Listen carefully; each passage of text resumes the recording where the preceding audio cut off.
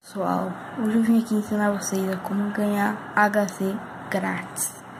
Eu vou esperar o meu aqui acabar, porque eu já fiz, ó. Eu tô aqui com HC 13 minutos. Na verdade você ganha 15, né, mano? Você pode fazer a hora que você quiser, toda vez, tá?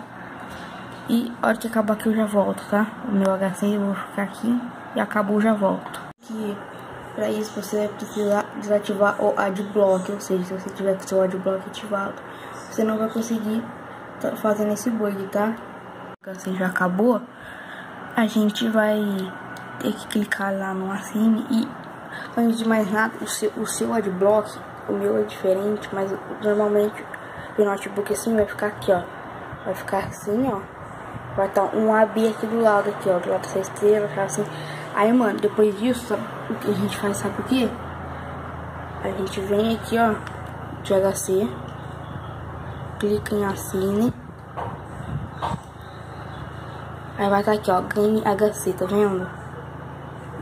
Você clica ali, aí vai aparecer uma propaganda. Você clica nela, aí você já fecha ela. Aí olha ali, você pode repetir quantas vezes você quiser, ó, pra mostrar que não é fake, cara, ó. Visuais de HC ali, que eu tava usando, ó. Viu? Bem rápido, bem simples mesmo. Aqui, ó. Pera aí. Ó. Vou pegar esse aqui mesmo. Então, pessoal, se gostou do tutorial de hoje, inscreva-se, compartilha aí. Fui!